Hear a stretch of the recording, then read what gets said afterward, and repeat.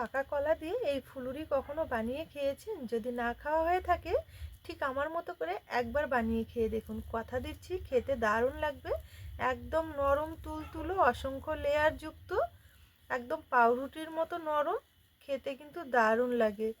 একবার তৈরি করে খেয়ে দেখুন, কথা দিচ্ছি আপনাদের অনেক বেশি ভালো লাগবে। আর একবার তৈরি করে যাকেই খাওয়াবেন প্রশংসা করতে কিন্তু বাধ্য হবে। খেতে কী যে ভালো লাগে, একবার নিজে হাতে তৈরি করে না খেলে আপনারা বিশ্বাসই করতে পারবেন না যে পাকা কলা দিয়েও এত সুন্দর ফুলুরি বানিয়ে নেওয়া যায়। খেতে ভীষণ ভালো লাগে। কতটা সুন্দর হয়েছে দেখুন, একদম স্পঞ্জি হয়ে, যতই খাবেন ততই খেতে ইচ্ছে করবে। এইভাবে তৈরি করে আপনারা অনেক দিন পর্যন্ত ঘরে রেখেও খেতে পারবেন, আবার ইচ্ছে করলে বাচ্চাদের টিফিন বক্সেও দিতে পারবেন। দারুণ হয় খেতে। নমস্কার বন্ধুরা, নতুন পর্ব দেখার জন্য আপনাদের সকলকে জানাই স্বাগত। কাজলি ভিলেজ ফুড রান্নাঘরে প্রতিদিনের মতো আজকে আবারও নতুন একটা রেসিপি নিয়ে চলে এসেছি। আজকে খুবই সহজভাবে পাকা কলা দিয়ে ফুলুরি বানিয়ে দেখাবো। অনেক সময় দেখবেন পাকা কলা ফ্রিজে থেকে যায় বা বাড়িতে থেকে যায়, খেতে আর ইচ্ছে করে না, তখন কিন্তু এই পাকা কলাগুলো দিয়ে দারুণ একটা রেসিপি চটপট বানিয়ে নিতে পারবেন। খেতে কিন্তু ভীষণ ভালো লাগে। তাহলে চলুন দেখে নেওয়া যাক আজকের ফুলুরি রেসিপি। আমার চ্যানেলে নতুন বন্ধু হয়ে থাকলে সবার আগে চ্যানেলটি সাবস্ক্রাইব করে পাশে থাকা বেল আইকনটি ক্লিক করবেন, যাতে প্রতিনিয়ত নতুন ভিডিওগুলো আপনাদের কাছে পৌঁছে যায়। আর যারা ফেসবুক পেজ থেকে দেখছেন, পেজটা অবশ্যই একবার ফলো করবেন। আজকে পাকা কলা দিয়ে ফুলুরি বানাবো, তার জন্য এখানে আমি 1 ছড়ি মতো পাকা কলা নিয়েছি। তবে এতগুলো লাগবে না, কয়েকটা মাত্র লাগবে। এবার কয়েকটা কলা ছিঁড়ে নেবো এখান থেকে। সবার প্রথমে এখানে একটা বাটি নিয়ে নেব। এবার বাটির মধ্যে কয়েকটা পাকা কলা খুব ভালো করে একটু চোচাগুলো ছাড়িয়ে নেব।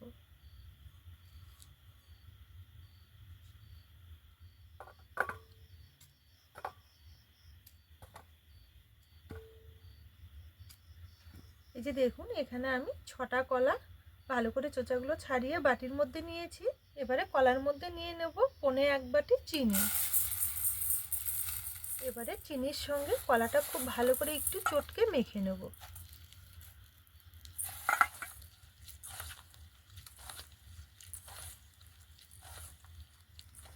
চিনির সঙ্গে ভালো করে একটু সময় নিয়ে চটকে মেখে নিতে হবে। এতে করে দেখবেন কলার যে দানা দানা অংশগুলো থাকে সেগুলো কিন্তু খুব ভালো করে মিলিয়ে যাবে, আর চিনিটাও কিন্তু খুব সুন্দরভাবে গলে যাবে। সেই কারণে একটু সময় নিয়ে ভালো করে মেখে নিতে হবে। এই যে দেখুন, এখানে খুব ভালো করে মেখে নিয়েছি, আর কলার দানা দানা অংশগুলো কিন্তু খুব সুন্দরভাবে গলে গেছে দেখুন, আর চিনিটাও কিন্তু গলে গেছে। ঠিক এইভাবে একটু সময় নিয়ে ভালো করে মেখে নিতে হবে। এবারে এর মধ্যে নিয়ে নেব 1/2 বাটি ফ্রেশ নারকেল কোড়া। এই নারকেল কোড়াটা দেওয়ার কারণে খেতে কিন্তু অনেক বেশি ভালো লাগবে।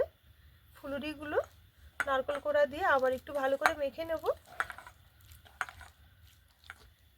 এবারে এর মধ্যে নিয়ে নেব ঠিক ওই বাটি মেপেই ভর্তি ভর্তি 1 বাটি ময়দা। ময়দাটা নেওয়ার আগে অবশ্যই একটু ভালো করে চেলে নিতে হবে। ময়দাটা দেওয়ার পর আবারও ভালো করে একটু মেখে নেব। এবারে এর মধ্যে নিয়ে নেব 1 প্যাকেট গুঁড়ো দুধ। এই গুঁড়ো দুধটা দেওয়ার কারণে খেতে কিন্তু অনেক বেশি টেস্টি হবে।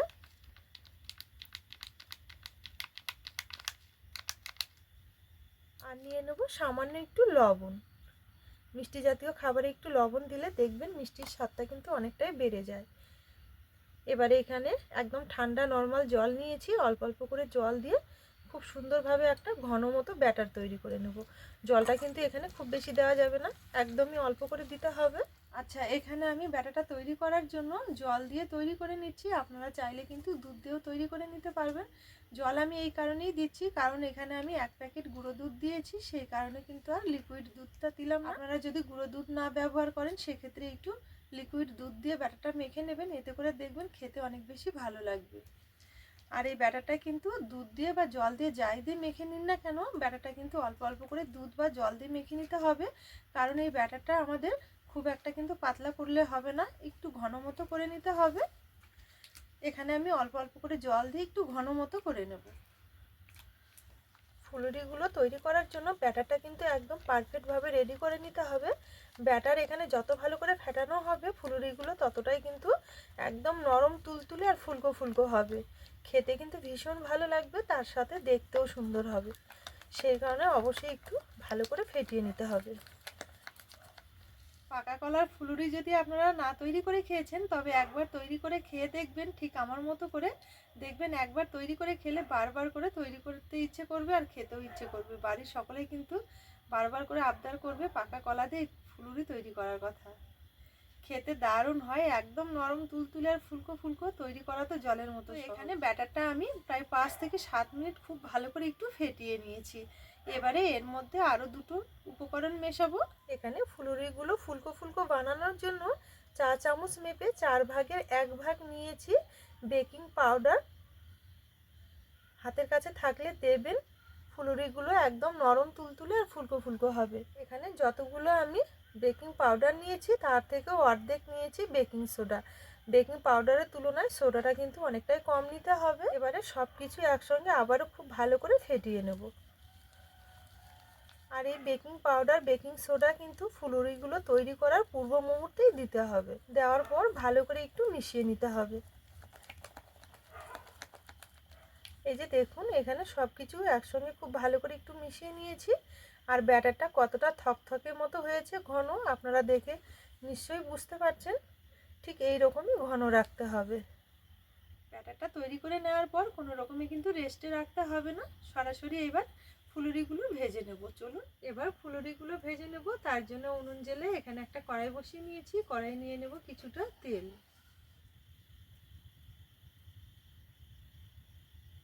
এবারে তেলটা ভালো মতো একটু গরম করে নেব। তেল গরম হয়ে গেছে। এবারে এখান থেকে একটু ব্যাটার নিয়ে তেলের মধ্যে ছেড়ে দেব। চামচে করে ব্যাটার একটু তুলে নেব। একটু ব্যাটার তেলের মধ্যে ছেড়ে দেব।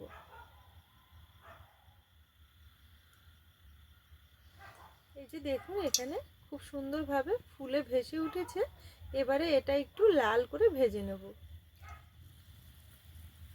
এই যে দেখুন, এখানে আমি খুব সুন্দরভাবে একটু লাল লাল কালার করে ভেজে নিয়েছি। ঠিক এইভাবে একটু ডিপ করে ভেজে নিতে হবে প্রথমে। এবারে ভালো করে তেল ছেঁকে একটু তুলে নিয়েছি।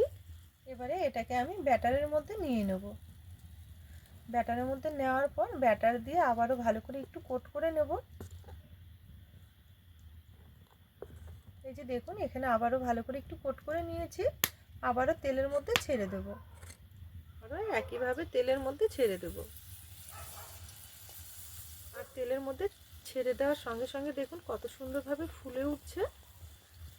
এই যে দেখুন, এটা আবারও আমি খুব সুন্দরভাবে ভেজে নিয়েছি। আবারও এভাবে তেল ছেঁকে তুলে নেব। আবারও একইভাবে ব্যাটারের মধ্যে নিয়ে নেব। ব্যাটারের সঙ্গে আবার একটু ভালো করে কোট করে নেব। এই যে দেখুন, খুব সুন্দরভাবে কোট করে নিয়েছি। আবারও তেলের মধ্যে ছেড়ে দেব।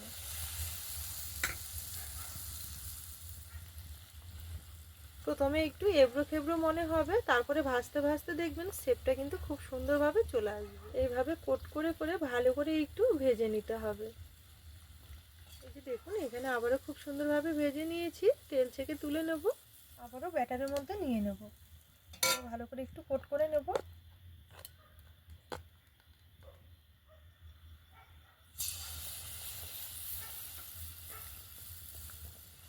এই যে দেখুন, আবারও খুব সুন্দরভাবে ভেজে নিয়েছি। আবারও ব্যাটারের মধ্যে নিয়ে নেব। এই যে দেখুন, ব্যাটারের সঙ্গে আবারও খুব ভালো করে কোট করে নিয়েছি। আবারও তেলের মধ্যে ছেড়ে দেব।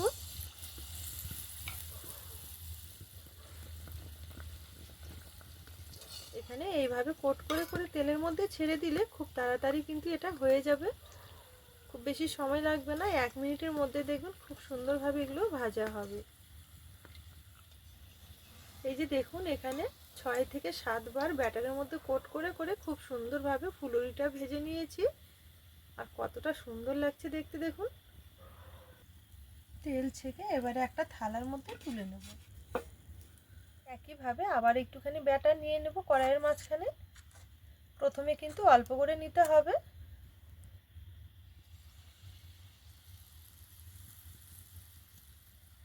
এইভাবে তেলের মধ্যে একটু ওলট পালট করে লাল লাল করে ভেজে নিতে হবে। আর এটাতে কালার আসতে কিন্তু একদমই বেশি সময় লাগবে না, খুব তাড়াতাড়ি কালারটা চেঞ্জ হয়ে যাবে। এই যে দেখুন, এটা খুব সুন্দরভাবে একটু লালচে লালচে করে ভেজে নিয়েছি। তেল ছেঁকে তুলে নেব। এবারে আগের মতো ব্যাটারের মধ্যে নিয়ে নেব। ব্যাটারের মধ্যে নিয়ে খুব ভালো করে ব্যাটারটা দিয়ে একটু কোট করে নিতে হবে। কোট করে এইভাবে তুলে নিতে হবে। আবারও তেলের মধ্যে ছেড়ে দেব। এই যে দেখুন এখানে আবারও খুব সুন্দরভাবে ভেজে নিয়েছি। আবারও ব্যাটারের মধ্যে নিয়ে নেব।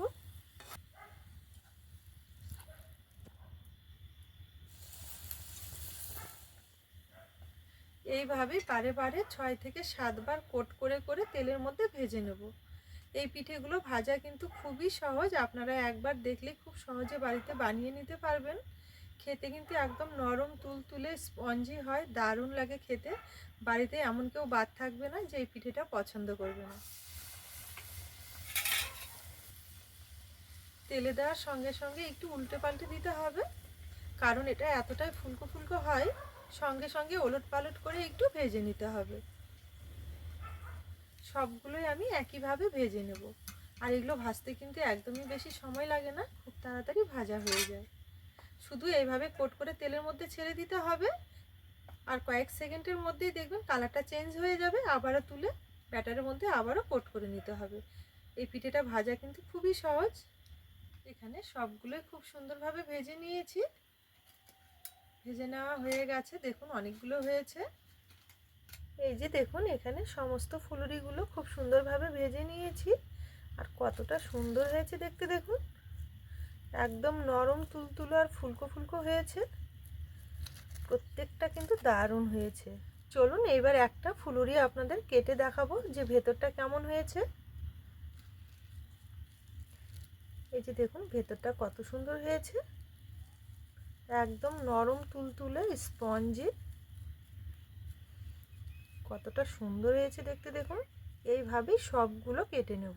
এই যে দেখুন সবগুলো আমি খুব সুন্দরভাবে কেটে নিয়েছি। ভেতরটা একদম ফাঁপা জালিদার হয়েছে। এই যে দেখুন এখানে ফুলুরিগুলো খুব সুন্দরভাবে থালার মধ্যে কেটে তুলে নিয়েছি। আর কতটা সুন্দর লাগছে দেখতে দেখুন, পুরো এক থালা হয়ে গেছে। এগুলো খেতেও কিন্তু দারুণ লাগে।